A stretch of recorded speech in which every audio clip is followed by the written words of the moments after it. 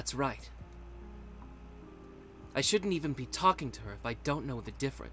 Excuse me. I shouldn't even be talking to her if I don't know that difference. I can't just trust her for no reason.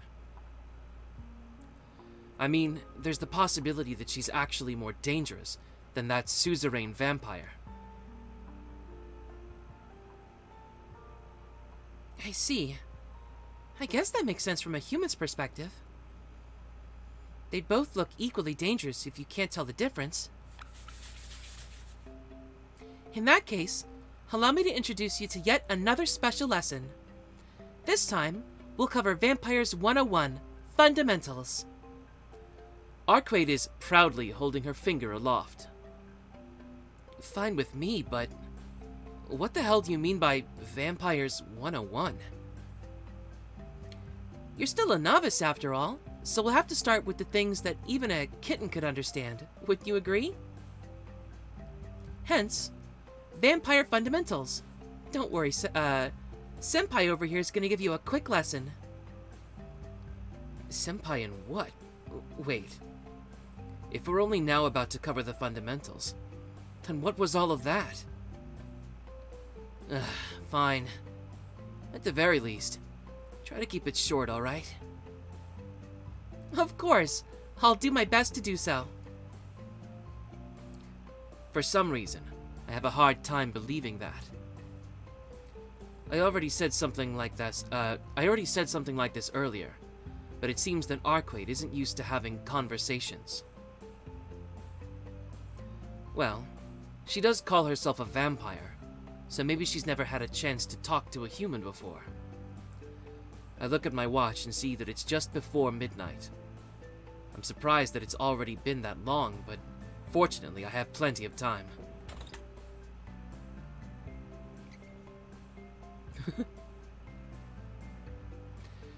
Let's start by dividing them up into different types. Although they're all generally referred to as vampires, they can broadly be categorized into two groups.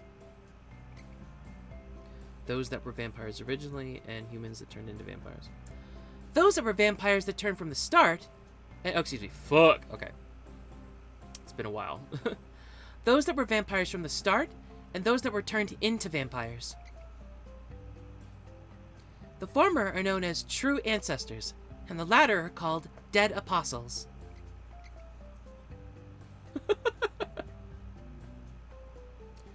Dead apostles are the ones you people are referring to when you talk about vampires.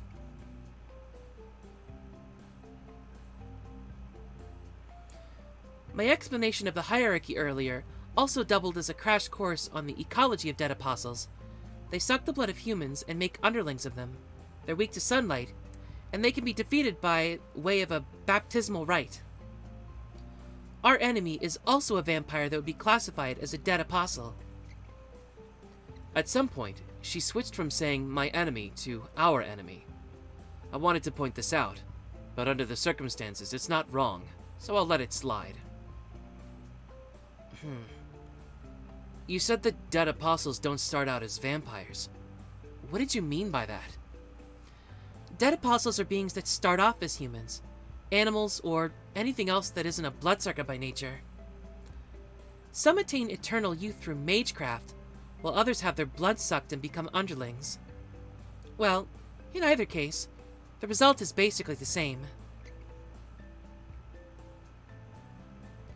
Those who become vampires gain an imperfect but immortal body, and cease to be something that could be considered human.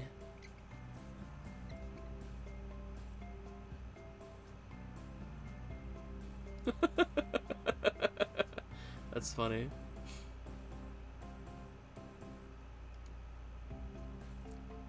So there are two types of vampires. The true ancestors, who were vampires from the very beginning, and dead apostles, who are humans that were turned into vampires. But something doesn't add up. I feel like there's a discrepancy or structural inconsistency somewhere in what she said. Hey Shiki, how much do you know about the characteristics of vampires?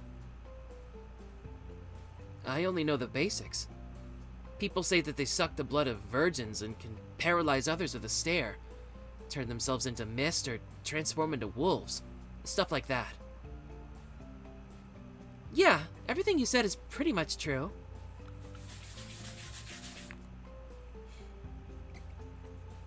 How blood-sucking works?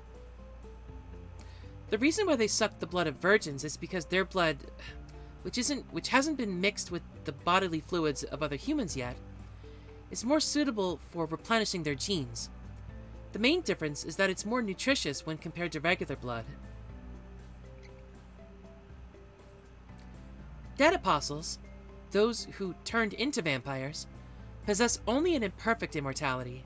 To be clear, they've transformed into life forms with dynamic cells, making them very difficult to kill. However, just like a burning flame, they must constantly replenish their energy, or else they'll be extinguished. All living things need nourishment in order to function, right? It's the same idea. The only difference is that so long as they continue to consume blood, a bloodsucker's lifespan has no limit. Dead apostles suck blood because they need to in order to survive. They were originally human, so it's impossible for them to obtain a truly immortal body. The longer they live, and the more power they gain, the less the genes that make up their own bodies are able to bear the buildup of atoms.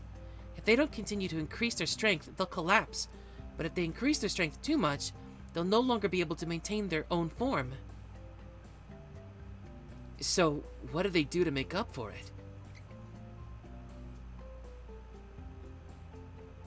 It's simple. As their own genes become corrupted, they take in normal ones from elsewhere to supplement the ones that are lost. It's the same as how humans like to have organic compounds in their diet. Vampires gather both that normal genetic information and calories from blood. The soul's calorific value, if you will.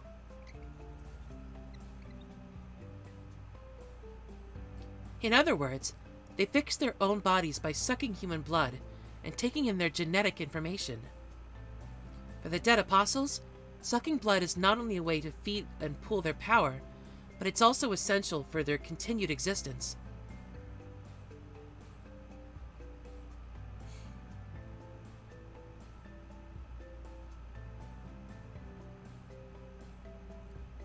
How complicated, not to mention long.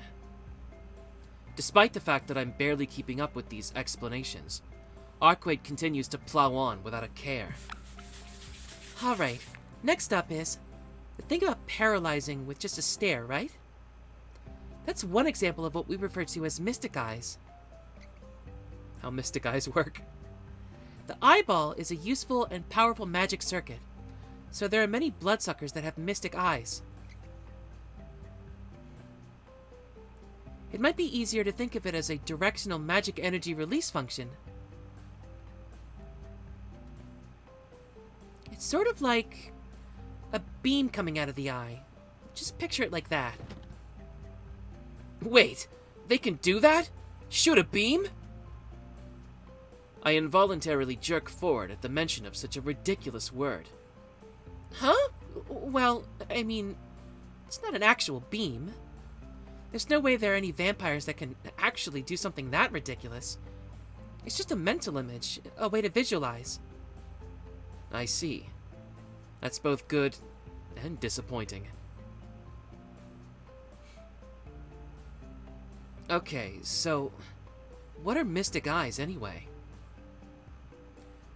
They're a special type of eye, an ability that discharges single-action magecraft through the use of one's magic circuits. I guess you could think of them like a skill.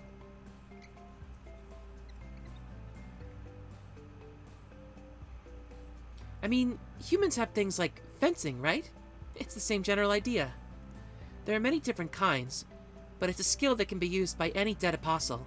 That said, regardless of how much they train, their strength is limited by the user's own talents.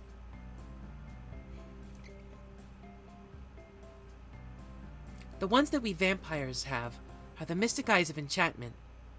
They're basically the most powerful type there is. In the world of vampires, mystic eyes outside of enchantment are considered pretty useless.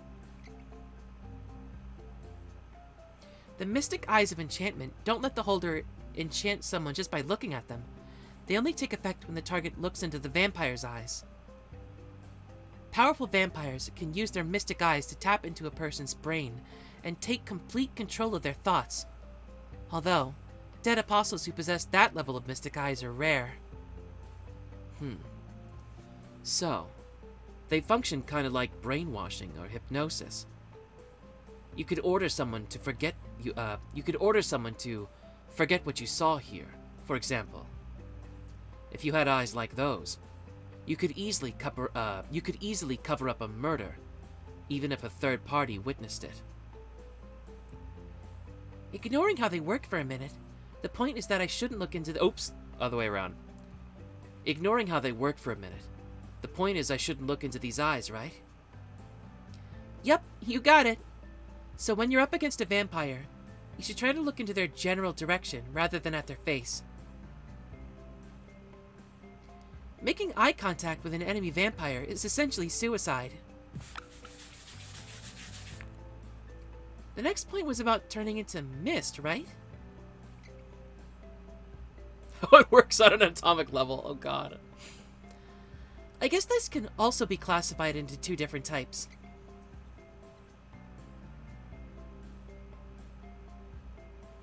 The high-grade type is the one that involves actual particle transformation.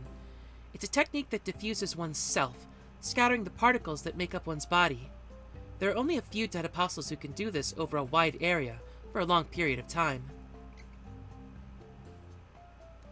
The lower class type is really more like sleight of hand. You can think of it as being similar to Kagemusha.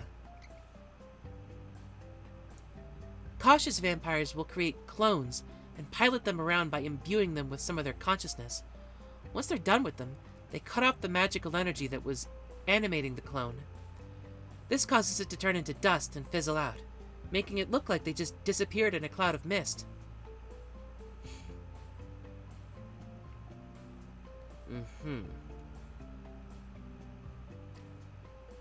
Kagemusha means shadow warrior, right? This foreign vampire knows a surprising amount about Japanese culture.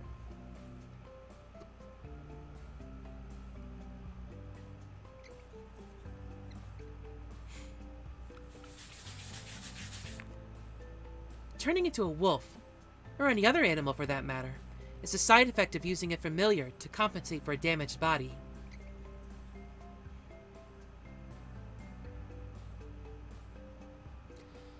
The longer a vampire lives, the harder it is for ordinary cells to make up for their decaying body. That's why they capture powerful beasts and use them to supplement their body. When necessary, the beasts are returned to their original state and put to work, which makes it look like the vampire turned into a wolf or called forth a wolf.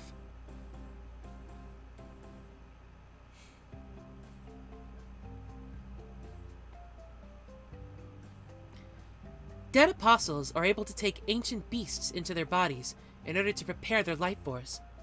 However, one is the limit. If they take in too many, the vampire's soul will become clouded by the beasts. There's only one vampire among the dead apostles who's ever taken in more than one beast as a familiar. That vampire's already gone, though. Nervernsker gone? What the fuck? This is bullshit. Well, I think that about wraps it up. I've only given you a rough outline based on the points you gave me, but do you understand what vampires are like now?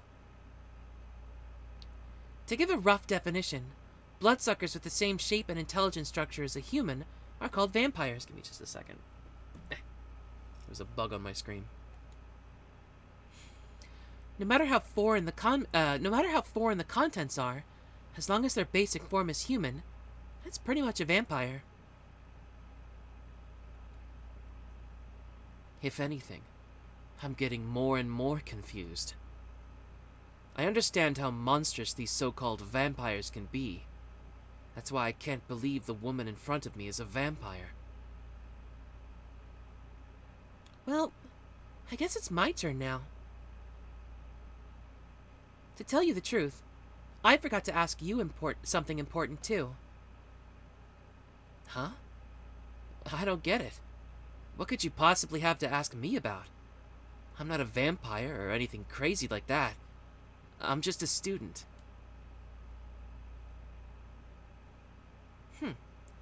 Then let me ask you something, Shiki. How on earth did you kill me?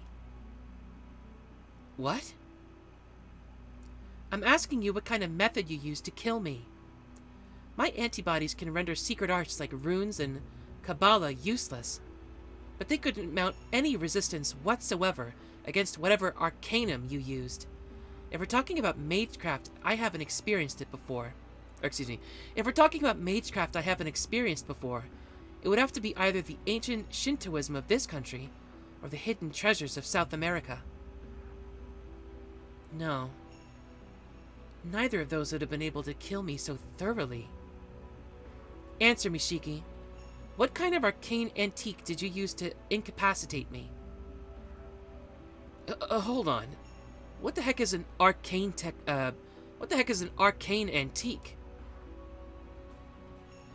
I can tell that Arcueid is being serious, but I don't understand a single thing she just said. I'm obviously talking about conceptual weapons. Catalysts comprised of history and ideas. Even this country has some sacred artifacts, right? I think they're mostly Buddhist staves, swords, or jewels, and masks used as mystic codes, though. Hey, Shiki, you sure you're not involved with that sort of thing? Absolutely not. Like I said, I'm just an ordinary student. I literally have no clue what any of that is. You're lying! There's no way that a human who isn't a mage would be able to hurt me. Shiki, there's something you're not telling me, isn't there? Arcueid glares at me like an angry cat. She can glare at me all she wants, but it's not like I'm hiding anything. Wait. There is something. Sorry. To tell you the truth, there is one thing. But I'm not sure if it's relevant here. Arcueid continues to glower at me. She isn't going to back down unless I tell her everything. How do I put this? I can see lines along which things can be cut. Lines that can be cut? That's about the reaction I'd expect. Who'd believe something like that? In fact, I don't think a single person I've ever told has.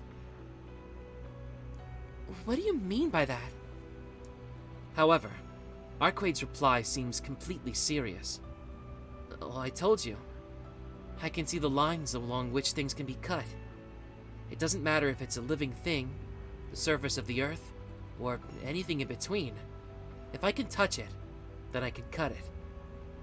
It's a bit like a crack, in that if I run a blade along it, then I can easily split the thing in two. Am I making sense? It's pretty convenient to be able to cut steel with nothing more than a knife. But it's not like I can cut things however I want. I can only cut along the lines that are already there, so it wouldn't be much use for DIY or anything like that. And the time I cut you, well, it makes sense that I'd be able to pierce a woman's skin with a knife, right?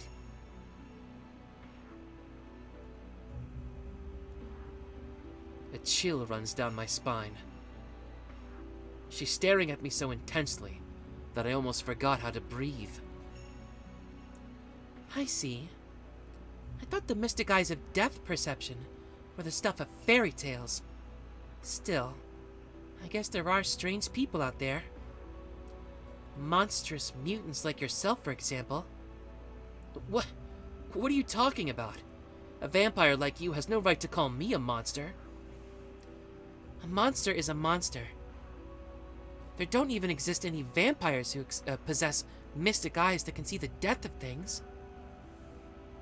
The depth of things? What else would you call it?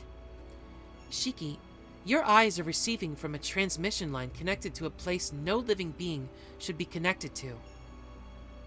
Are those eyes something you were born with? Well, no. They've been like this for a long time, but I wasn't born with them. In that case, you must have experienced death at least once before, right? I'm not like you, okay? I can't just die and come back. But, yes, I have. I almost died in an accident once. It was only after that incident that I was able to see the lines. You must have had some sort of latent power, and the accident was what awakened it. Mystic eyes of depth perception, huh? It all fits. You'd definitely be able to kill me if you have eyes like that.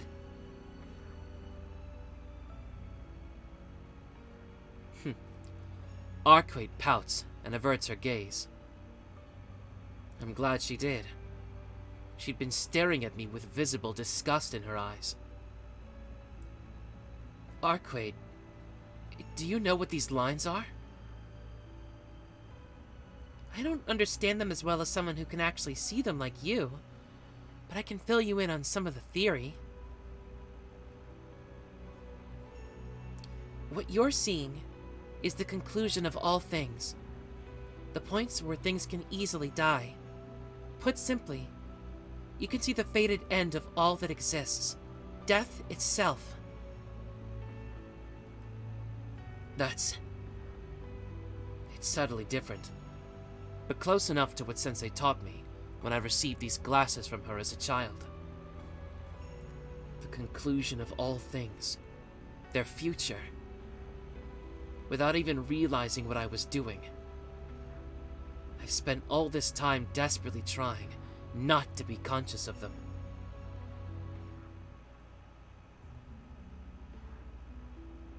What are you saying? Aren't these lines just... Excuse me. Aren't these lines I see just the places where things can be cut? Like I said, those lines are death itself. Listen up, Shiki. Every single thing in this world has an end. When exactly that time will come vary. But there's an... hold on. Let me try that again. When exactly that time comes will vary. But there's an end nonetheless. Death is not something that comes. It's with you from the moment you're born. And eventually, it'll manifest itself. Simple cause and effect. You've heard of the law of causality, haven't you? Everything that has a beginning must have an end. Atoms just recirculate. It's conservation of energy, right? The system will not tolerate any discrepancies, not even the smallest error. I mean, if there were any imbalances, the premise this whole universe is based on would crumble. The universe itself would disappear like a bubble popping. Okay. Even if that were all true, isn't talking about the death of the universe blowing things out of proportion a little bit? It's not blowing things out of proportion at all. I'm not kidding when I say your eyes really are that bad. Listen, everything in this world has its demise determined in advance. This applies to everyone, no matter how long-lived they are, or how mighty their existence. Even if someone had a lifespan longer than that of the universe, that still doesn't mean they'd go on living forever. This predetermined demise is the fated end of all things. Since it's something that's there from inception, if you have the capacity to understand this conceptual fated end, as well as eyes and a brain whose transmission lines are tuned into it, then it stands to reason that you'd be able to see it visually. That is the true nature of the lines that you see. If I were to theorize about it in human terms, I'd say that it's something resembling an intrinsic flaw in atomic bonds. Or maybe it's more like telomere, a self-destructed genetic switch that manifests the cause of an individual's death. Anyway, what you're seeing is the finality of death itself. Lines where things are prone to death. I'm shocked you've managed to make it this far if you've seen things like that. You must have a very tranquil heart, Shiki.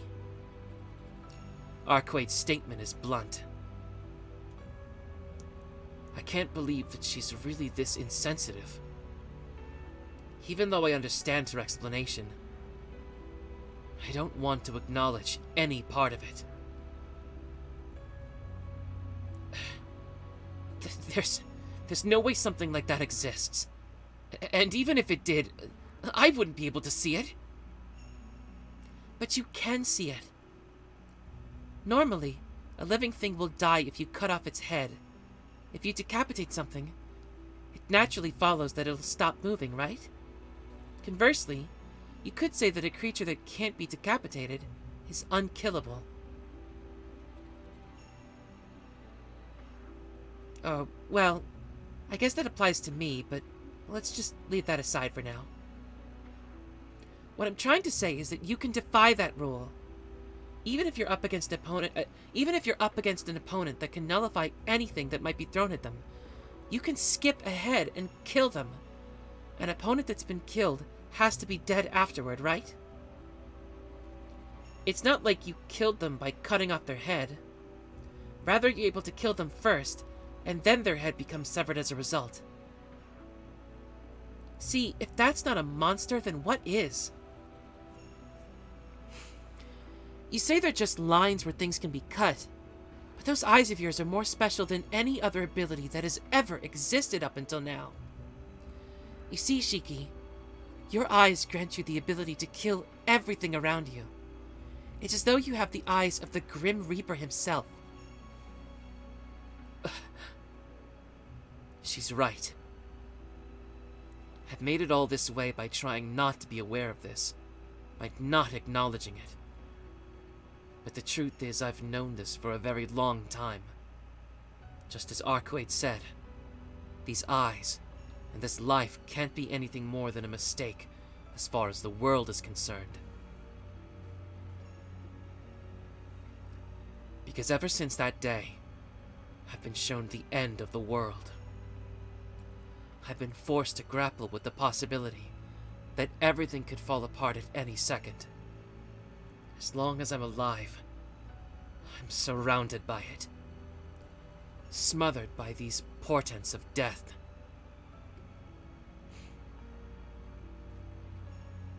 So, what? That means I can even kill someone like you. After all, I'm a dangerous guy. I can kill anything. Really? Well, let's give it a try.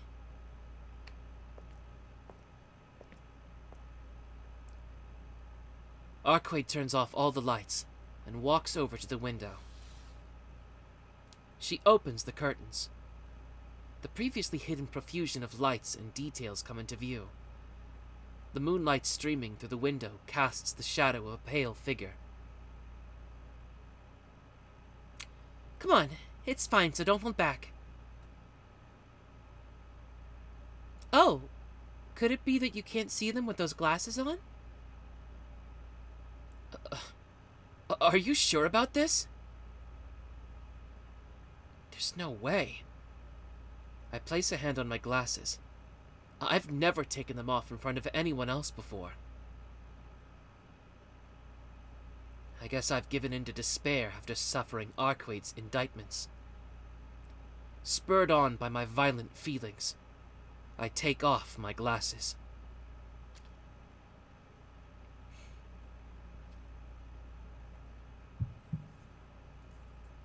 Lines squirm their way across the room.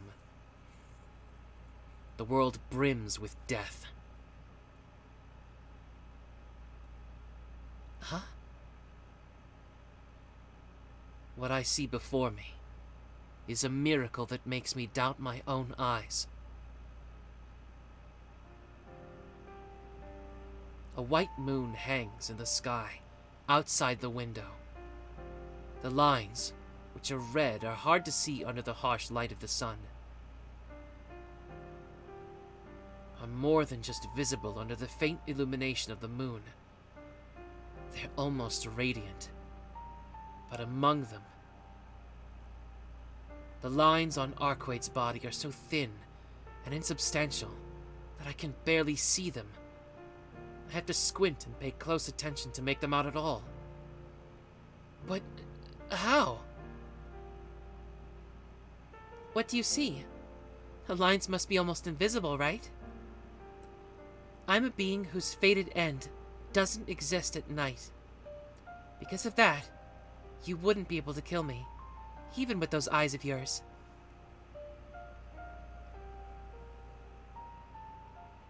On second thought, I suppose you might still be able to catch a glimpse of them. Even though I can't be killed during the night, I still have a fated end during the day. That weak point is what allowed you to kill me earlier. To make matters worse, I'd also just finished a big job, so my resistance to instant death was lower than usual. At any rate, you ended up killing me. And so as you can see, I've ended up weak enough that I have a fated end even at night. In other words, I'm not really immortal anymore. But, Shiki, do you think you'd be able to cut the lines on my body? I'm not really sure. It's true that I can cut anything that has a line running across it. Even so, I don't think I'd be able to cut them as deftly as I did back then, running them through in under a second. I think it'd be pretty hard. The lines keep appearing and disappearing, so I probably couldn't do it unless you were asleep. Right? That right there is your biggest flaw. It doesn't matter how well you can see death unless you're able to reach those lines with your own hands. I may be weak right now, but I'm far from being so feeble that you'd be able to catch me. I see. As she says, there's no way I'd be able to keep up with a nimble animal, much less catch one. And I can't lay a finger on their lines if I can't even catch them in the first place. To sum it up, even if I can see the lines, it doesn't mean that I can kill a moving target. The fear that had gripped me lessened somewhat at these words. I was able to laugh off my inhuman nature.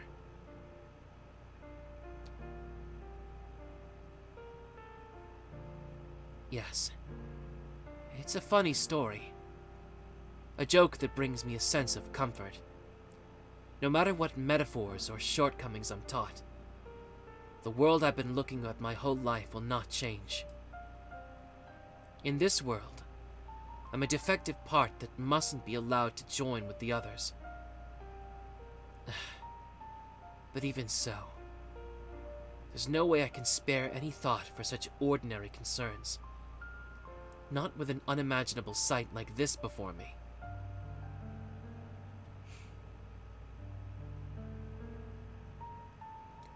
A beautiful flower, suffused with moonlight. That's right. I don't want eternity, or anything like that. But the thought of something in this world that even I can touch. I want to live holding on to that hope.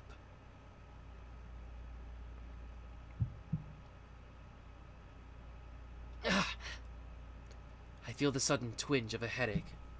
Get the fuck out of here. Looking at all these lines gives me a headache. I put on my glasses, and the miraculous scene before me fades back into reality.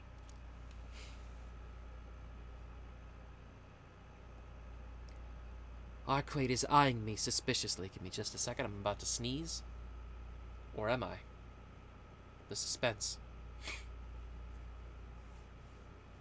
I hate when this happens.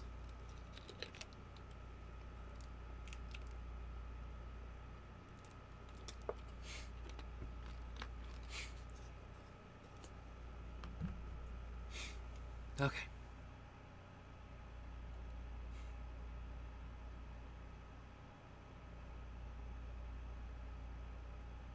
What?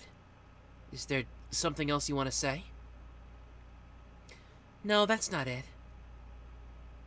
Do you not see the lines if you wear those glasses? Oh, yeah. They were given to me by someone I met a long time ago. Back when my eyes first became like this. Only the lenses are original at this point. Let me try that again. Only the lenses are original at this point. But it's thanks to these that I'm able to lead a normal life. I see. I guess that makes sense. It doesn't matter how strong your mind is. You'd eventually either go insane or gouge your eyes out if you had to look at death all the time. Excuse me. You've been spouting off some pretty disturbing stuff for a while now. Please just give me a break already. Also, you're way too close. Stop. Just stop right there. I'll throw a vase at you if you don't stop. Sensing danger, I back away. However, my threat was entirely ineffective against the big cat in front of me, and Arcueid continues to prowl nearer with a keen curiosity. God damn it. Hey, let me see those for a sec. No way! These are important to me. I'm not handing them over. It's not like I'm gonna break them. Come on. It's okay if I just take a look, right? What kind of stupid nonsense is she saying?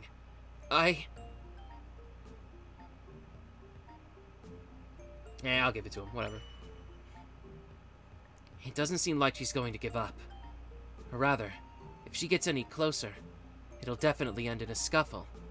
If that happens, I've no doubt that she'd be the one who comes out on top. She's fine here. You give those back the second you're done looking at them, you hear me? I hand my glasses over to Arcueid. She thoroughly scrutinizes them inside and out, and then...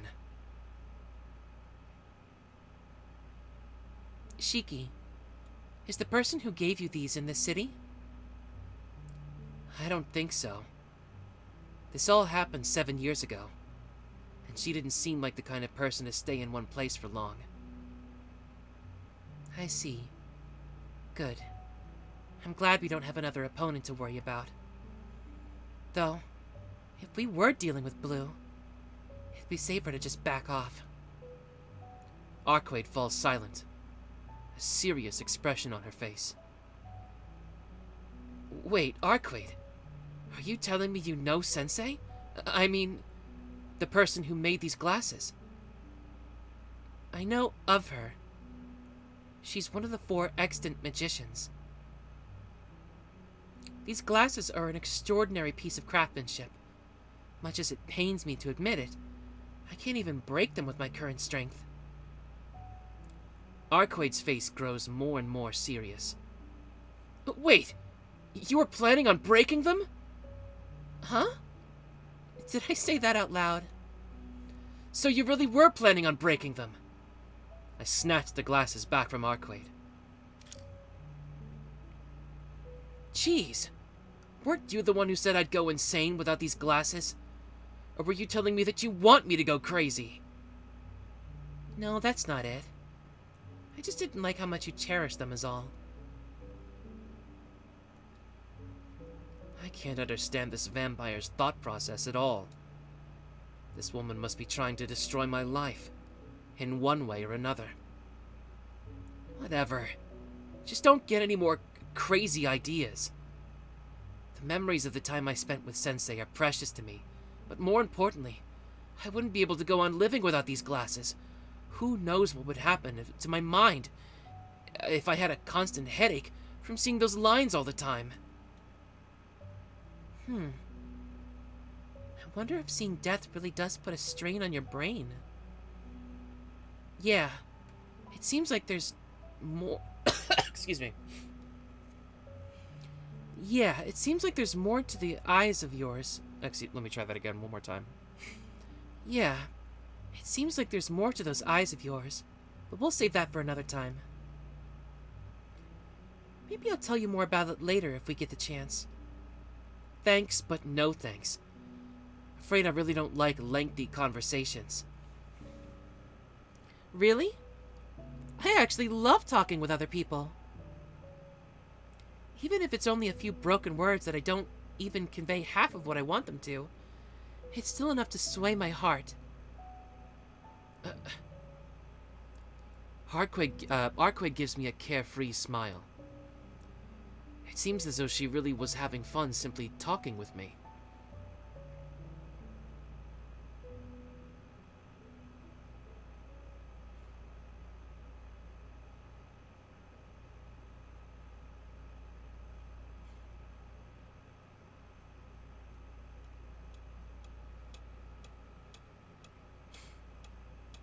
The night is drawing to a close. Arcueid is perched on the edge of the bed. Meanwhile, I'm sitting on the sofa, zoning out as I stare at the clock. Time is a little after 4 in the morning. There's only about an hour left before dawn. One more hour, huh? Nothing unusual has happened so far, and Arcueid herself shows no signs of being nervous. The hotel is peaceful to a fault. I was honestly a little on edge because of how quiet everything was, but in the end, it seems as though I was worried over nothing. I'm not sure why, but I get the feeling that tonight will continue to slip away uneventfully. Hey, Shiki! Arcueid calls out to me for the umpteenth time. What do you want? I'm already out of things to talk about. Really? You've come all the way here. It feels like a waste to just sit around and do nothing.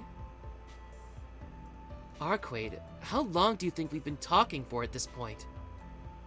It's been 6 hours. 6! If you were to ask me what's more tiring, talking with you easily beats out standing guard. Arcueid glares at me with displeasure. That's right. For whatever reason, she keeps trying to start up a conversation. I told her that if she's feeling, excuse me, let me try that off. I told her that if she's feeling weak, she's better off going to sleep, but it's much more fun to talk. She just won't listen to me. So we've wound up being conversation partners instead. I really don't understand what goes through her head. To make matters worse, my stomach is growling. Come to think of it, I haven't eaten in close to 24 hours. The last meal I had was breakfast yesterday. If you're hungry, why don't you eat something? We went out of our way to stay at a hotel, so why not order some room service? I'll pass. It'd ruin the mood if I ate something. Also, you're one to talk. You're the one who's weak right now, and even if you refuse to sleep, you should at least eat. If you aren't going to eat, then neither will I. Sure, there'd be some benefit in eating a normal meal, but it'd be boring to eat alone. A normal meal? I don't think meals are particularly normal or special. Oh, right. She doesn't look at it at all. But Arcueid is supposedly a vampire. If she is, then sucking human blood would be her way of having a meal. Arcueid said earlier that vampires need human blood in order to survive.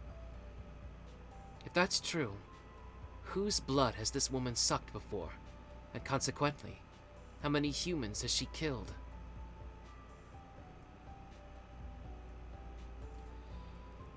Oh, excuse me. I steal a glance at Arcueid's face. This is ridiculous. Even though she's explained to me numerous times that she's a vampire, I just can't imagine her sucking someone's blood. What? Is there something on my face? Panicking, I look away. Arcueid stares intently at my face for a second, and then flashes a devious grin in my direction. You're curious, right? About what? About how many people I've sucked blood from in the past? Do you want to know? She saw right through me. Arcueid is grinning so broadly that it's starting to make me a little uncomfortable. I don't like where this is going, but even so, I can't help but wonder how many people this woman has killed. I mean, yeah, I'm curious. I'm working with you after all. If I don't even know that, how am I supposed to predict when you're going to have a change of heart and attack me? That's what's really bugging me. Arcueid seems to have understood what I'm saying. In that case... Excuse me. In that case, here's a question. How many people do you think I've sucked blood from so far? Arcueid springs off the bed, lands on the floor with a soft thud, and walks over to the window. How many? That's... Arcueid smirks. It seems like she's enjoying watching me struggle to come up with an answer. It's obvious that she's trying to provoke me. Fine. I'll give her a straight answer. We're talking about this weirdo here, so I'm sure that number is...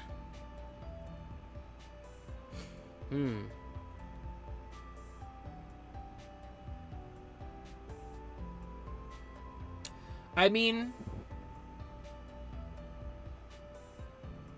It doesn't really make sense to say anything other than 1,000 from the information that Shiki's been able to glean about vampires, right? Because I know, as a matter of fact, it's closer to 10, because it's basically, I think, 1. But... let's see what happens. 10 people. Maybe that's too few. Yeah, that's not even close at all. Well, then how about 100? Bad luck. That's another miss. In that case, 1,000. Sorry, that's also a big fat no. Arcueid makes a strange chuckling sound. It's not like I'm angry or anything, so why do I feel so incredibly frustrated? Alright, I'm really going out on a limb here, but there's no way it's 10,000. That's also wrong. Tens, hundreds, thousands. So this is how you really see me, huh? How awful. Wouldn't that make me the same as all other vampires? Aren't you? I thought all vampires were the same. I mean, humans get hungry simply by existing. If you vampires have to suck blood to survive, then wouldn't there be no limit to how much you need? That's true. What you said is correct, but...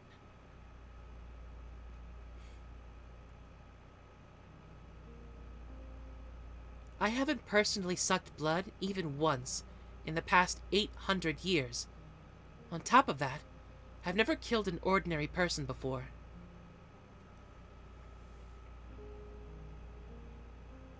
Even I can tell that's a pretty strange thing for a vampire to say. But more importantly... Hold on. You're joking, right? I'm serious. You see, the thought of sucking blood is really scary for me. Let me get this straight. You're a vampire, but you're afraid of sucking blood? I'm just a coward, I suppose. That's why no matter what happens, I'll always be a failure of a bloodsucker. As she mutters those words, Arcueid looks through the window at the night sky. For a long time, the woman in white simply stares up at the sky.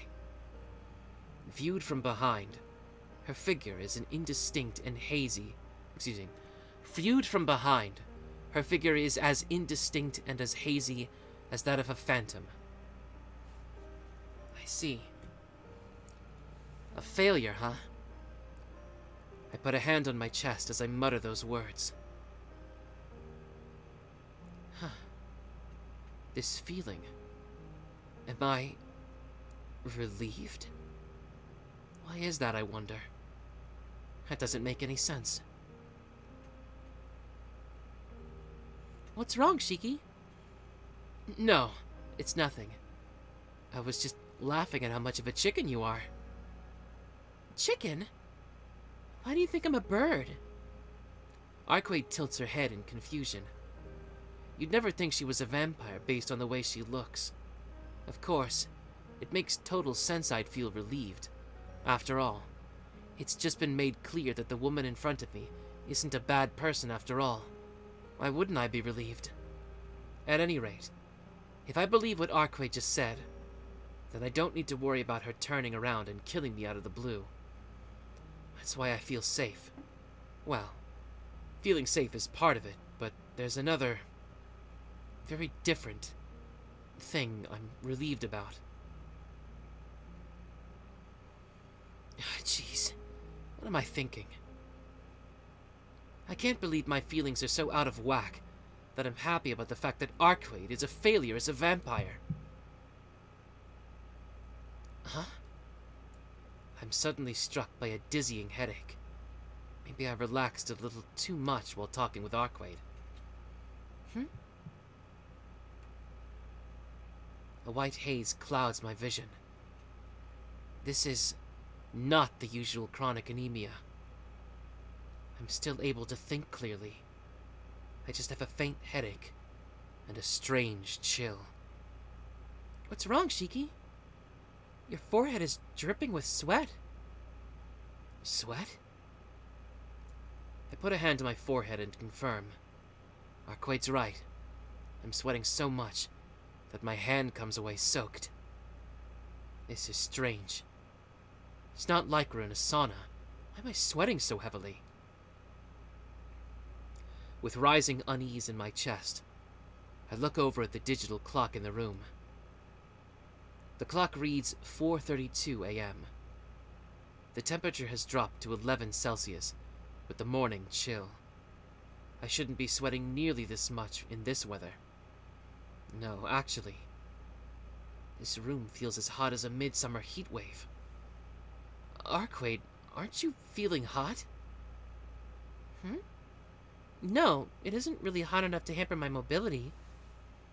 It's only, 38 Celsius in here? I may be weaker than usual. But I should still be able to handle temperatures up to about 3,000 Celsius. It was stupid of me to ask. 3,000 Celsius. How can you not even burn a vampire with a blowtorch? No, I'll have to save that question for another time. The display on the clock hasn't budged from 11 Celsius. Either the machine is on the fritz, or something's wrong with my ability to tell what temperature it is. As I look around the room trying to spot something else with temperature readout. Didn't Arcueid literally just say it's 38°C? What the hell is that? My eyes end up glued to the monster installed in the room. The one with the video feed of the hotel lobby. It's burning? I can't believe my eyes. It's a scene straight out of a movie. The flames splash and spill outwards in waves. A human-shaped figure writhes around, black smoke pouring off it. A large carnivore is greedily devouring the figure. Arcueid! Arcueid doesn't say a word. It's that hostility. No. Contempt in her eyes. She's staring at the monitor, her emotions totally different to mine. It takes less than a minute for the lobby to sink below in a sea of flames. The fire alarms do not ring. The thermometer doesn't rise. I'm still sweating profusely, and my throat is parched just from breathing. There's nothing left to think about. It's the enemy. Those burning corpses from this afternoon. Those things have come to this hotel. Shit! I run to the window to see what's happening outside. There's no change in the cityscape. Despite the towering flames, none of the people outside seem to have noticed anything out of the ordinary. Nobody's making their way into the hotel, nor is there anyone trying to escape from it. What in the hell is going on, Arcueid? Arcueid is stubbornly keeping her mouth shut. The seconds tick away. The temperature in the room continues to climb. It feels as though my skin is about to roast. I don't know what's going on outside the corridor. I don't know what's going on downstairs either. All I know is that a niggling voice in the back of my mind is telling me that it's already too late. Arcueid still hasn't said anything. Is she anxious? Or maybe frustrated? She's just standing there motionless, clutching herself as though trying to hold something back. She'd said something about how she wasn't going to leave this room. I'm pretty sure that was her way of saying she's not strong enough to do anything right now. If that's the case, what should I be doing in this situation? Leave the room and seeing what's going on outside? Or I should stay in the room and see what happens? Well, in the original visual novel, let's save first, just in case I'm wrong.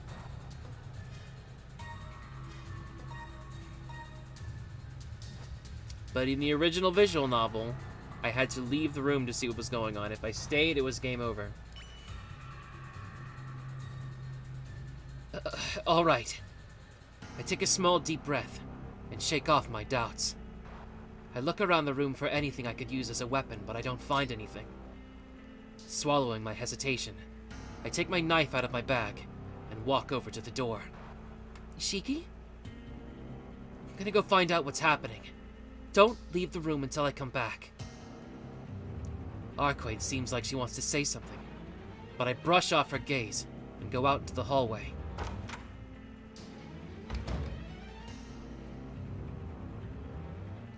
The lights in the hallway are off. Something must be wrong with the electrical system.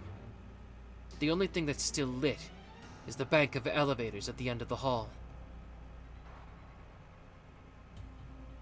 My throat hurts even more than it did when I was in the room. Let me try that again. My throat hurts even more than it did when I was in the room.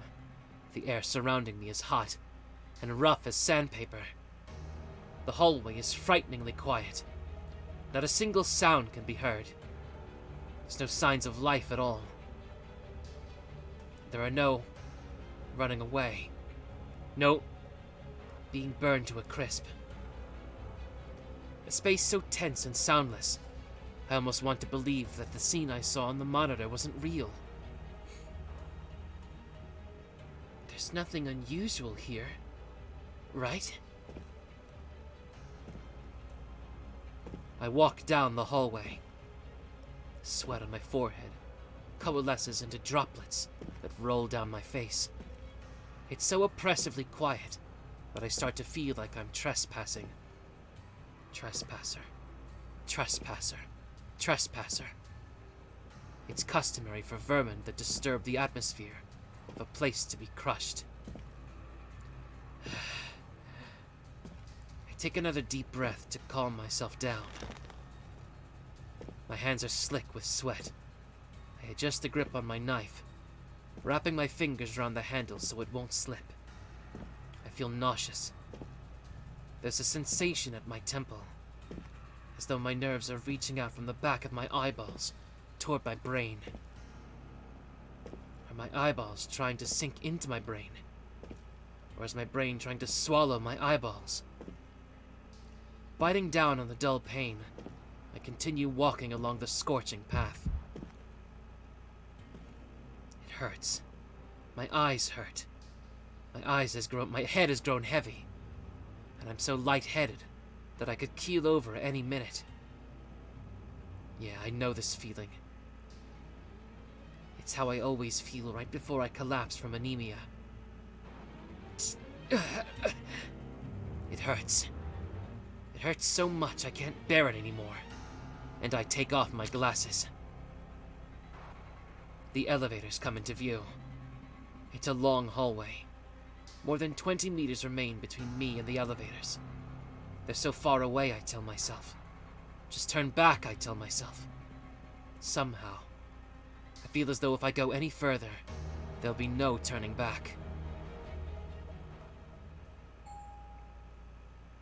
I hear a sound, as if to disturb the peace of this immaculate, lifeless space. The chime of an elevator bell rings. It's so ominous that I stop in my tracks. I can do nothing but stare at the uninvited guest. The floor indicator stops moving. The cab arrives. I can see the lines on the elevator door in the distance. No, it's more like the lines are so bunched up that they look like a wall of speckles. The door opens. The small iron box hangs agape.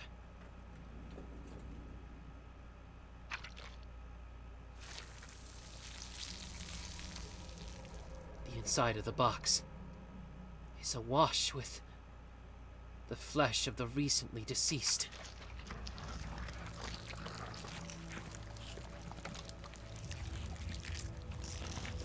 I stop breathing.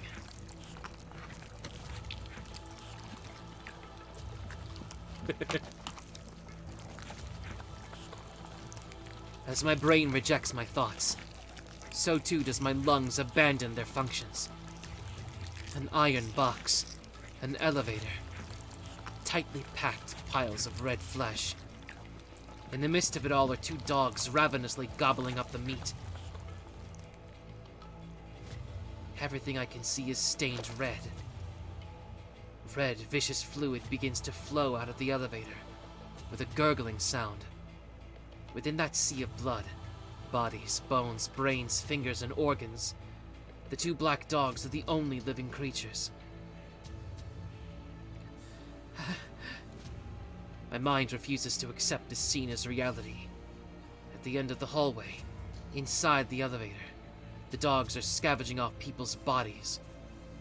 Inside of the elevator is a vent leading to the floor below. Leaking through that vent are countless screams that I couldn't hear before. If I listen carefully, I can hear them. The scratching, scraping sounds of flesh being chewed on. Screams calling for help. The sounds of death and agony that barely resemble human language. My brain, directly connected to my hearing, can picture what's happening. Although I can't see it, images form in my head. Images of people being burned alive. Images of people being eaten alive. There was a man who had noticed the unusual temperature. The moment he opened his door to flee, he was engulfed by the conflagration and died. There was a girl who had locked herself in her room, sat down in the bath and cried. The flames rising from the lobby blanketed the floor, and her body was turned to ash from the inside, like steamed fish. There were adults that scrambled for the elevator as fast as they could, but the elevator was filled with dozens of former guests. These guests, no longer human, greedily set upon the adults that had just arrived. Half of the screams were out of fear of being eaten, and the other half in despair at being eaten or burned alive. No one was spared. Beneath my feet, inside this large box of a hotel, lies a hellscape so close to me, it makes my skin crawl. I feel nauseous, but I can't let myself throw up, because if I did that, I would also become one with the sea of red.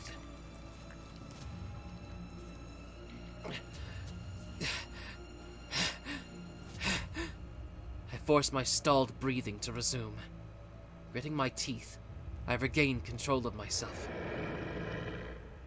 The dogs in the elevator noticed my presence. Having come back to my senses, I realize that the noise from downstairs has ceased. In other words, that means there's no one left alive anymore. The two black dogs break into a run. In this hunting ground, I'm their final prey. The dogs rush toward me.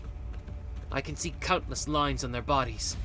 But despite this, my paralyzed mind doesn't instruct me to fight or to run. The first of the two dogs leaps. It Its speed is incomparable to that of a human. It took less than 2 seconds for it to run the length of the 20-meter hallway. The black dog opens its mouth. Its fangs, like rows of saw teeth, lunge for my throat. Swift and precise. At the same moment my brain finally processes that it's coming for me, the dog's fangs sink into my throat with a wet squelch. I, Tohno Shiki, have died. No, that's not right. There's no way I could be killed like this. No way I could die like this. I won't hesitate just because people are dead. A hot summer day. A long time ago. 7 years to be exact. I'm certain that back then I witnessed a much more vividly gruesome scene than this. Stab. I plunged my knife into the forehead of the black dog that had snapped at the nape of my neck. The moment its fangs touched my skin, just before it bit into my carotid...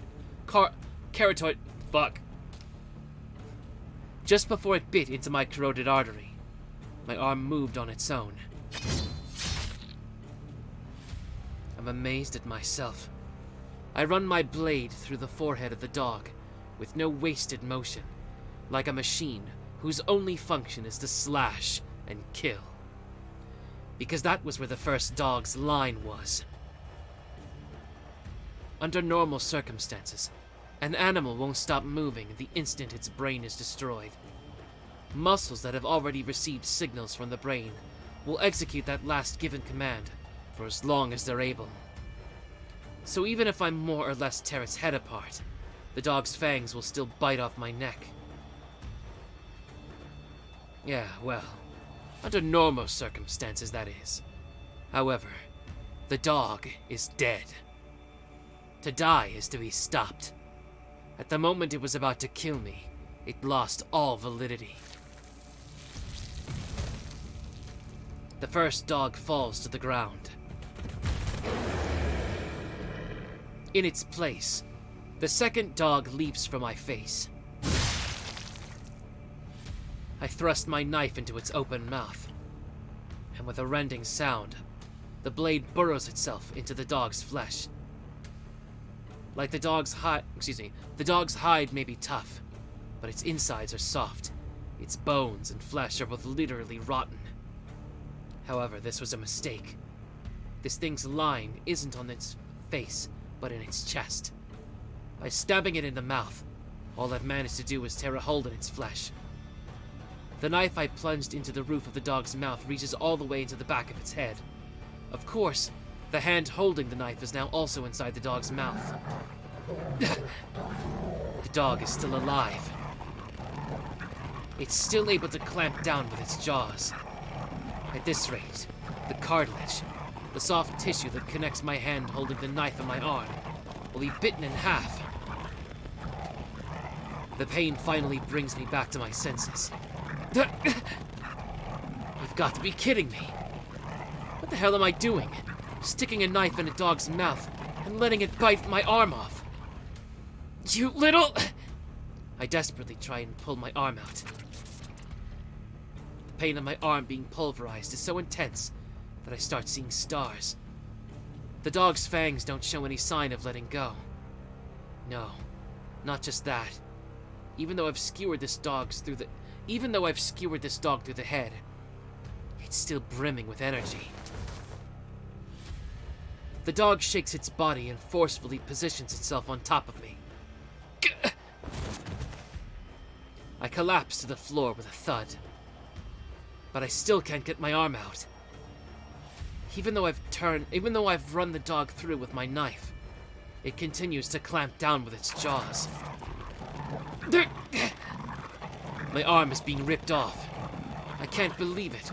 Dogs aren't supposed to be able to keep biting down when they're in a state like this. You little... I feel something wet and slimy.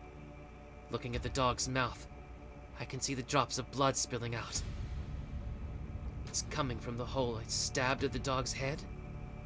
Or is it the blood coming from my arm that's getting bitten off? To be honest, my adult mind doesn't even care which it is. Let go!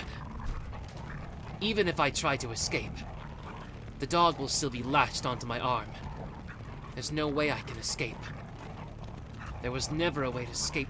There was never a way for me to escape to begin with. I don't have a choice. I just want to survive. And if I want to survive, there's only one thing I have to do.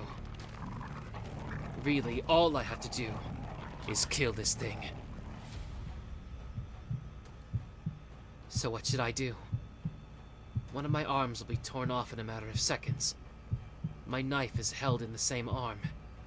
I'm being pushed down. Even if I manage to pull my arm out, the black dog will bite into my neck the very instant it gets free. In the midst of all this hopeless situation, I let slip a laugh. Everything's going to be fine. I just have to step back, examine the situation, and think carefully about what to do next. That's the teaching that's gotten you this far, right? Look, there's even a whole bunch of lines right there, on the back of this dog's head. Just like that, it's always easy to see what needs to be done to survive. And yet, why do I hesitate? This is a violent animal, a beast that devours humans. But even so, right next to me, suffocatingly close, is another living being, its pulse racing. The pressure bearing down on my arm grows even stronger. Stupid! I'm being so stupid. I'm being inconsistent. I should just let myself be killed. In this world, it's kill or be killed. So then why do humans hesitate like it's some sort of cruel act? A drop of red blood falls on my face. It slowly drips down my forehead and into my eyes. Dark vermilion seeps into the back of my eyeballs. A vermilion color that scorches my vision. Hot, thick, nostalgic liquid. I feel dizzy and lightheaded.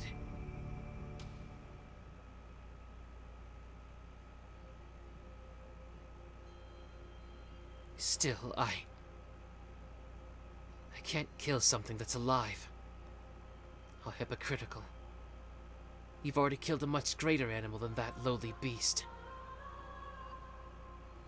Yeah, you're right. But that time was different. Tohno wasn't in his right mind back when he killed Arcueid. Even when I took down that first black dog, it had nothing to do with my own will. But this time, the decision is mine to make. Isn't that what Shiki said? Isn't that what Sensei said, Shiki? That this power belongs to you alone. That it's up to you how to use these eyes. That's why. As long as I am who I am, as long as I continue to be a decent human being, I should respect life and never treat it lightly. But that's also hypocrisy, because a long time ago you already... A bad dream from my childhood. Come on, what are you waiting for? It was a hot summer day. If you hadn't killed him, he'd have killed you instead. In front of me was the figure of a boy covered in blood. You've already... The hot red blood on my hands. Killed someone once before, haven't you? Ah! I stab it. Instead of pulling out my arm, I drive it even further into the black dog's head. A cry of pain echoes in my eardrums. The black dog's cry of agony is like the high-pitched scream of a woman. It can't howl properly, because my arm is stuck in its mouth, but it's howling all the same. I bet it must hurt a lot, but I don't care. I use the arm caught in the dog's jaws to thrust the knife even deeper. The knife emerges from the back of the black dog's head. It splits its skull and easily slices through the skin. Sticky gobs of blood and brain tissue spray everywhere. Incidentally, the rest of my arm also passes completely through its head. But despite all of that, the black dog is still alive. There's only one thing to do. I reach out of my other arm.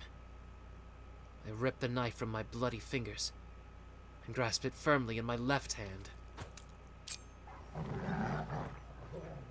The dog's whole body trembles in supplication. It loosens its fangs, as if trying to apologize. Like I care. I simply dismantle the black dog along its line.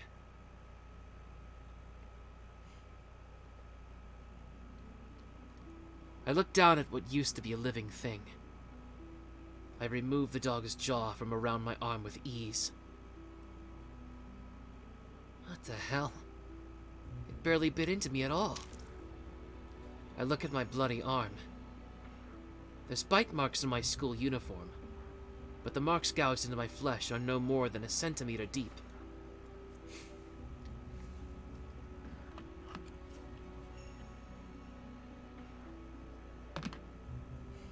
The majority of the blood belongs to the black dog, whose head I pierced. The pain I felt when it bit me had been minor, but my fear had made it seem many times worse than it was. I lie down on the ground and look up at the ceiling. My head hurts. The world has started to fray at the edges, and I can see the lines of death poking through the here and there. The warmth has completely faded from my limbs, but my mind is still feverishly turning over.